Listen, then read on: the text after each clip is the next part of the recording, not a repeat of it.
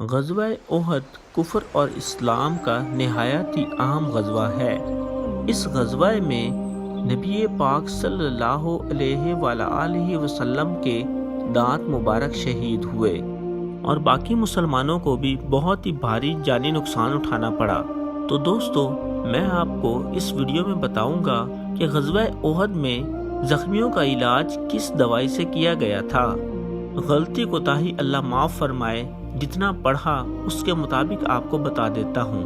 ابو حازم بیان کرتے ہیں کہ سیدنا سہل بن سعد رضی اللہ تعالی عنہ سے پوچھا گیا کہ غزوہ احد میں رسول اللہ صلی اللہ علیہ وآلہ وسلم کے زخموں کا علاج کیسے کیا گیا، تو انہوں نے فرمایا کہ رسول اللہ صلی اللہ علیہ وآلہ وسلم کا چہرہ مبارک زخمی ہو گیا، ربایا دانت ٹوٹ گیا۔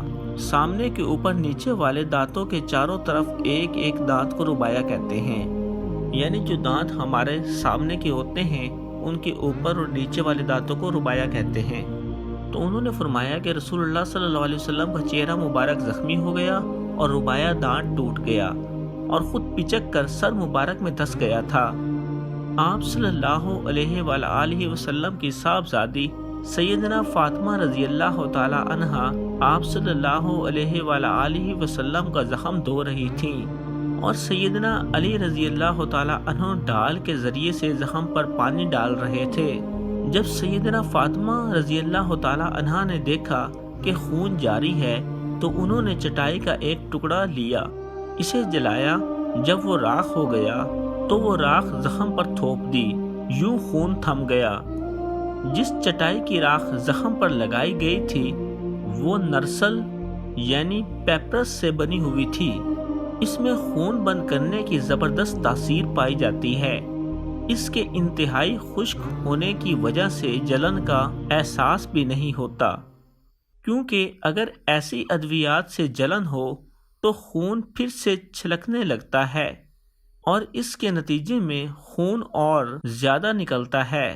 ایسی ہی راکھ اگر سرکے میں ملا کر یا اس کے بغیر ناک میں لی جائے تو نسکیر تھم جاتی ہے۔ فرماتے ہیں کہ آبی نرسل خون بہنے کی صورت میں فائدہ دیتی ہے اور خون کا بہاؤ بند کرتی ہے۔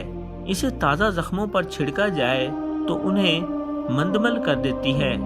پرانے زمانے میں مصر میں اس کا کاغذ بنایا جاتا تھا اور اس کا مزاج سرد خشک ہے۔ اس کی راکھ منہ کے گینگرین میں بھی فائدہ دیتی ہے، اس سے خون تھوکنے کا عارضہ جاری رہتا ہے۔ مزید برآں اس سے دیرینہ پھوڑے بھی بیٹھ جاتے ہیں۔